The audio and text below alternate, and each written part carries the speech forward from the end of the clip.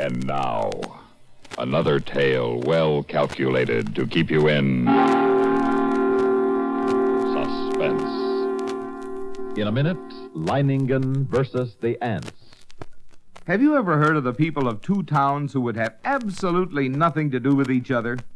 Well, let's paint a picture of two such towns.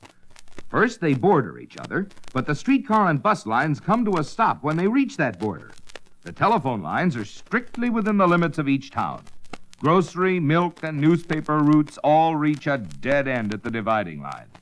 In fact, the newspapers of each town print nothing concerning the other.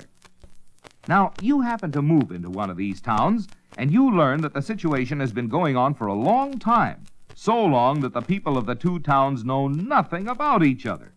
Prejudices, intolerance, and misjudgments have grown through the years. You realize that the situation is not only bad, but stupid. Where would you begin to clear it up? You know there is only one answer, no matter what you might call it. Publicity, propaganda, or what you will. You know the only solution is education. You know that education is the best way to fight ignorance, superstition, and prejudice.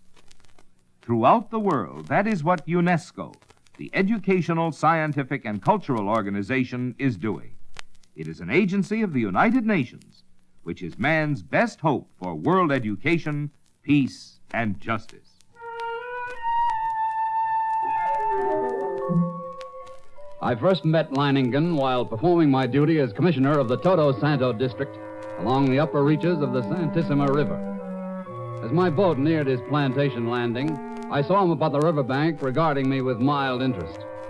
A great hulk of a man with bristling gray hair, bulky nose, and lucid eyes. His entire appearance somehow suggested an aging and shabby eagle.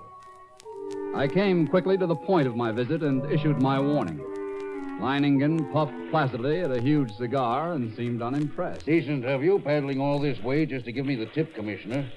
But even a herd of crocodiles couldn't frighten me from my plantation. No, you don't understand. These aren't creatures you can fight. These are army ants. They're an elemental force. A gigantic catastrophe, an act of God. 10 miles long, 2 miles wide. Ants, nothing but ants. Each one as big as your thumb. They can strip a man's body to a skeleton in 6 minutes. I'm not an old woman, Commissioner. I tell you, Leiningen, you don't know these ants. But he sat there puffing at a cigar and regarded me with a grin, and I knew it was hopeless. As I boarded my launch and cast off, I felt a sudden resentment toward this obstinate old man. Yet with it was something else. I'd never met a man like him before. I could think of only one thing. One man, Leiningen. One man who calmly evaluated his chances against a deadly menace, coolly decided he could win, and was willing to stake his life on it, to risk a horrible death for it. It was terrifying, and yet it was fascinating. And when dawn came, I knew that the fascination of that man was more than I could resist. That Leiningen's fight was drawing my mind, drawing me back toward that plantation and death. And there was nothing I could do about it. I had to go back.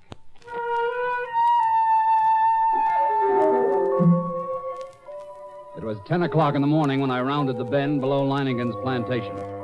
I put in at the dock and tied up the launch. Then I saw him standing on the bank above me, arms folded, stubby cigar in his mouth, and a sardonic grin on his face. Back for another warning, Commissioner? No. Well, back to stay a while. Yes. You don't seem very surprised. I'm not. You expected me? I thought you'd be back. Come along, we'll get some horses. You'll want to ride around the plantation, take a look at the defenses I've rigged up. Defenses? Oh, have you had time? I've always known that sooner or later the ants would come. Oh, well, yes. I'd like to see the defenses. And the ants. We'll be getting a glimpse of them before long, I should think. Yes, and the ants.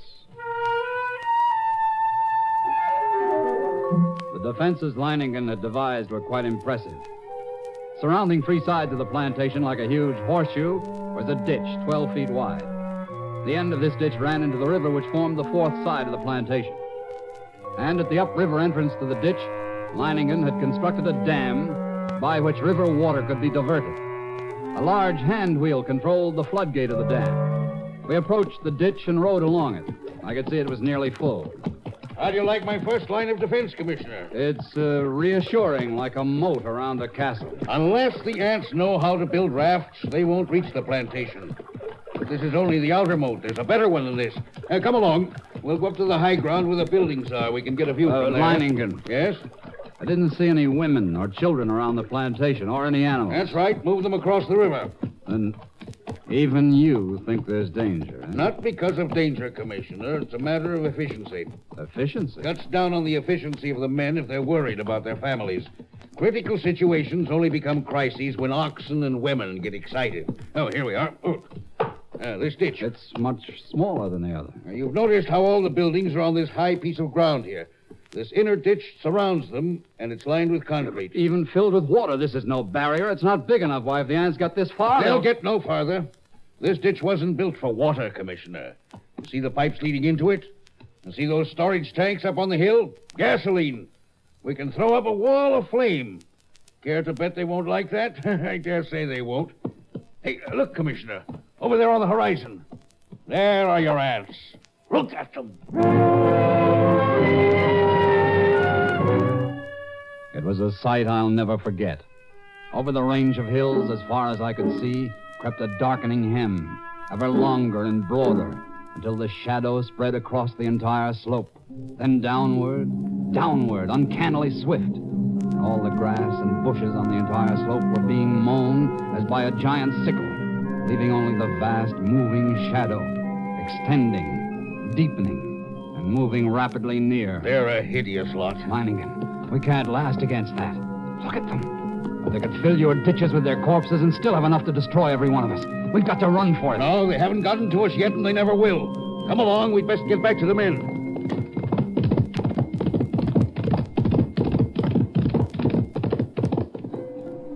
The hostile army was approaching in perfect formation. Along a front that moved forward as uniformly as a straight line, the ants drew nearer and nearer to the water ditch. Across the scant 12 feet of the ditch, I stared at them, and they seemed to stare back at me. Around 4 in the afternoon, the ant scouts, having found no crossing, there was a stirring among the main army. And then an immense flood of ants, about 100 yards in width, commenced pouring in a glimmering black cataract down the far slope of the ditch. Thousands drowned instantly, but the rest began using the bodies as bridges. Leiningen immediately swung into action. Anayo! Si, senor. Get to the dam, open the floodgate wider, get the water in the ditch moving faster. Si, senor. Look at them drowned by the thousands. But they keep coming. Even though the current carries many of them away, they're advancing. We'll fix them, Blas. Senor, How about those shovels and petrol sprinklers?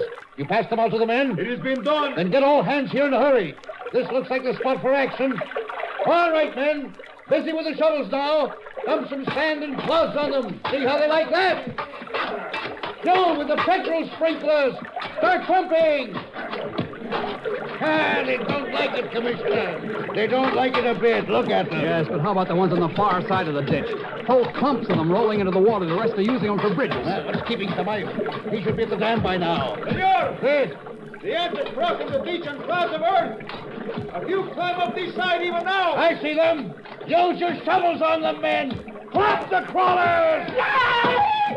What's the matter? They're calling up my shovel. They're around. Into the petrol, you idiot! Douse your paws in the petrol! Don't stop now, the rest of you! Club them! We cannot hold him back, senor. We must run. You run now, you're doomed, every one of you! You've got to fight them back! Use your shovels! It is no use. You're dead if you stop! Now keep at it! Keep at it! Ah! And now you've got the floodgate open. The water's moving faster. Look at the ants. They can't hold their own against the current now. They're being washed away. Look at them, Commissioner. We've beat them. We've won!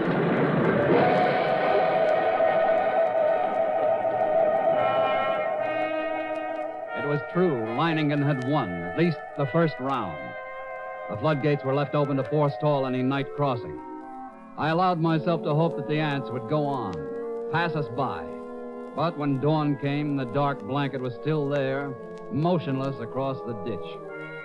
Then we noticed a feverish activity on the other side of the plantation. Here, a grove of tamarind trees lined the far end of the ditch, and every tree swarmed with the crawling insects.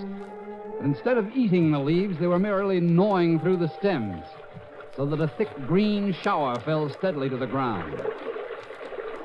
Well, it looks as if it's feeding time for our friends, eh? Blas. Senor. Have all the petrol pumps brought here and get everyone over here except the lookouts on the other side. Then pass out the shovels. Si, senor. You're going to deprive them of a meal? Meal? Aren't they cutting down the leaves for food? I wish they were. What do you mean? I said if they wanted to get across, they'd have to have rafts. And that's just what they've got. Those leaves are their rafts.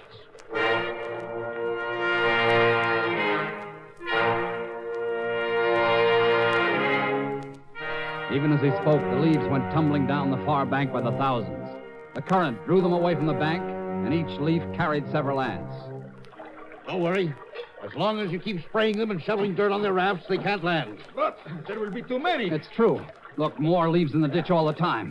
Or they'll have a solid carpet to walk across in a minute. Not so fast, Commissioner. I've still got a trick up my sleeve for them. The water! The ditch is drying up. Of course it's drying up. That's the plan. Those are the orders I sent to the dam. Are you mad? As soon as it's empty, what's to prevent the ants? Look, the water's way down. It's almost dry. They'll be able to come across the bottom. They'll not make it if the man at the dam carries out his orders. He should have opened the gates again by now. What, to flood the ants? Right. What a chance to take if anything should happen. Ah, there comes the water. Now we'll give the crawlers in the ditch a good ride. Out into the river. There! Look at them go!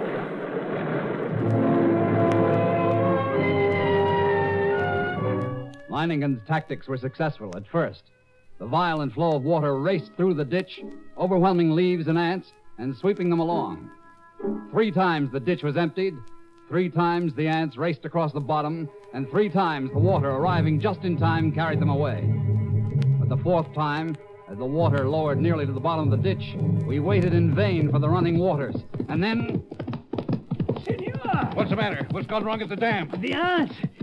Just as the man at the dam lowered the water almost at the bottom, the ants attacked the dam. And before he could open the floodgate, he was almost surrounded. He ran. The ants kept coming. They are across the ditch. Leiningen stood motionless, absorbing the news of his defeat without a word. Then he raised his pistol and fired 3 shots into the air. The prearranged signal for all the men to retreat instantly to the second line of defense, the concrete-lined ditches 2 miles from the point of invasion. Soon after we arrived there, the natives commenced straggling in silently. Leiningen waited until all of them had gathered, and then he spoke to them. Well, lads, we won the first round and lost the second. But we'll smash the crawlers yet. For the moment, we're safe.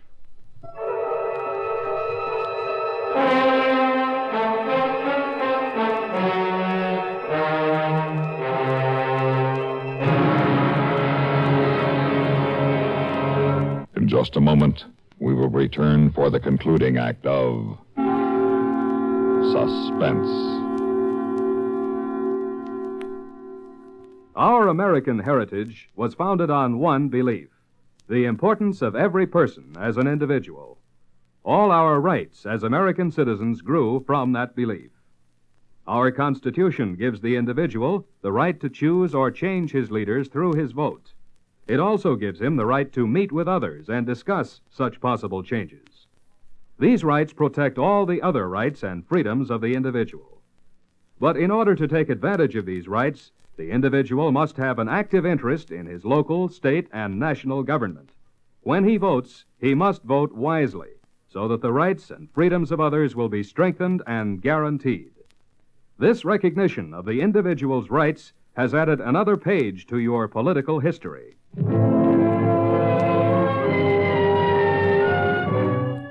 Well, we were safe for the moment.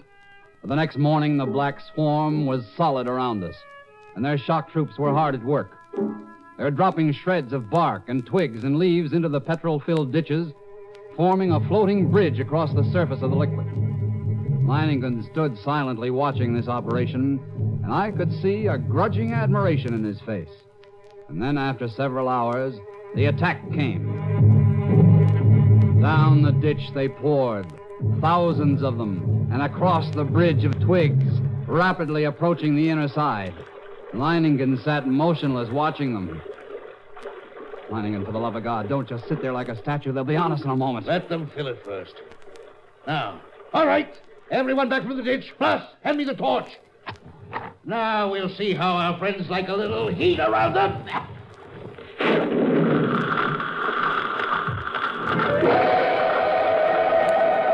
The flames from the ditch shot into the air, devouring ants by the millions. It was some time before the petrol burned down to the bed of the ditch.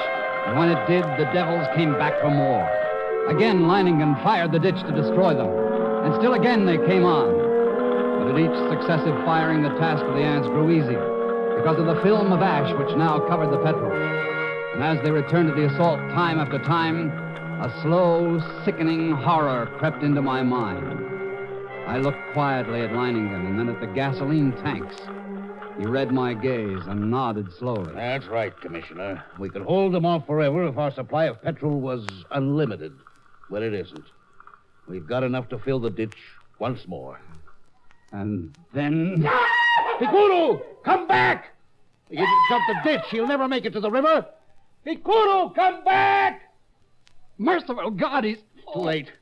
Blas, keep the men back with your gun. Don't let anyone else try for the river. Leiningen, isn't there any way at all? We got to do something. There We must just can't... be a way. There must be.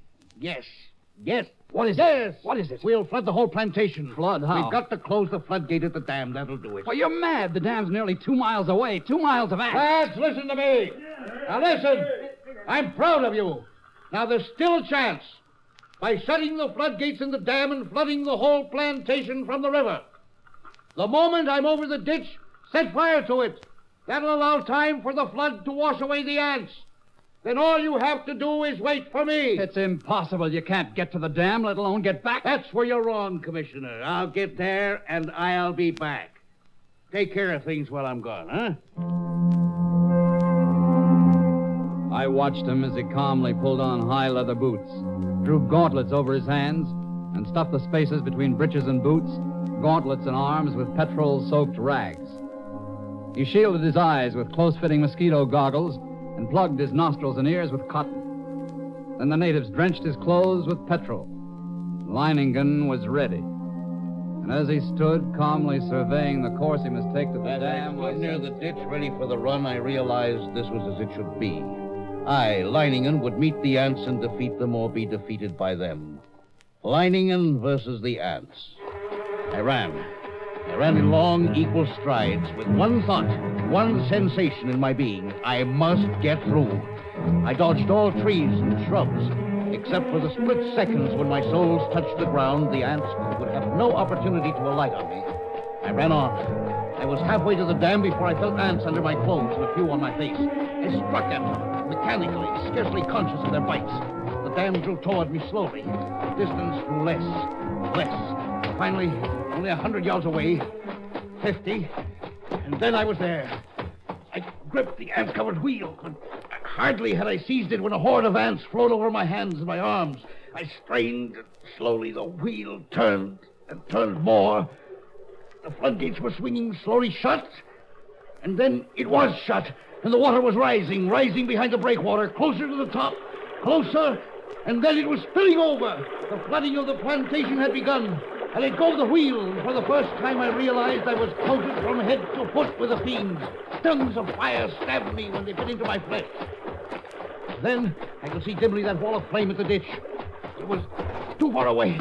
I could not last half that distance. I stumbled. I fell. I felt myself being swarmed over, devoured. I tried to rise. Great weight. And then I remembered. 6 minutes. Then nothing but bones. I couldn't let that happen to me. I couldn't die like that. My feet dragged myself forward toward the flame, the ditch, the ring of flame. Closer now. Only a little farther. It seemed we had waited for hours when all at once, through the blazing ring around us, an apparition hurtled and fell full length on the ground. Leiningen, alive with ants, unconscious, with glazing eyes and lacerated face. We rushed to him, stripped off his clothes, and tore at the ants that covered him. His body seemed almost one open wound. In one place I could see the white of a bone. Later, as the curtain of flame lowered, I looked out where the blanket of ants had been and saw only a vast expanse of water covering the entire plantation. The ants were gone, drowned, and Leiningen had won.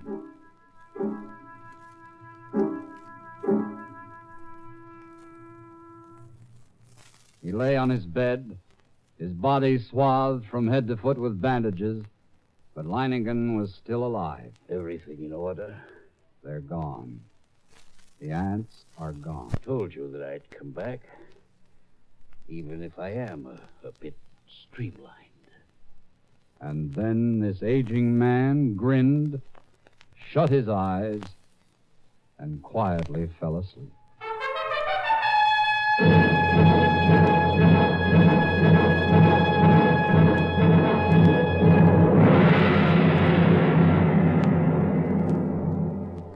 Suspense.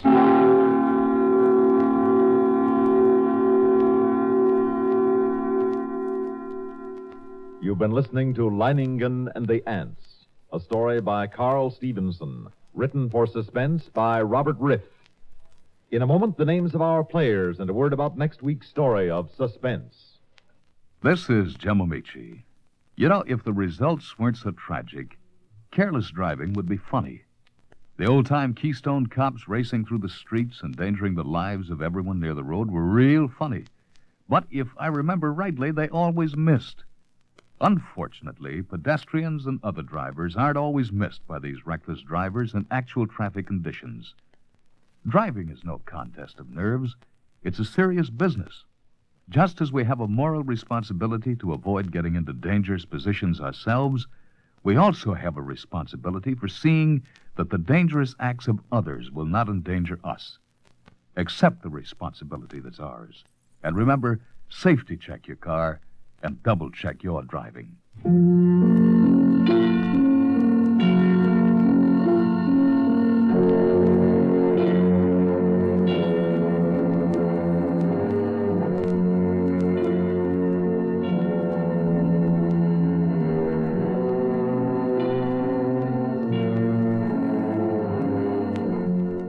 Heard in tonight's story were Luis Van Rooten as Leiningen and Martin Blaine as the commissioner.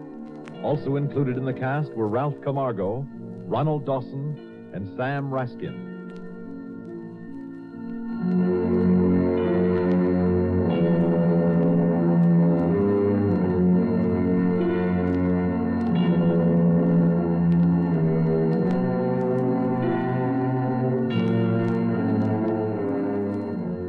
Listen again next week when we return with an explosive story written by Peter Fernandez, The Dynamite Run, another tale well calculated to keep you in Suspense.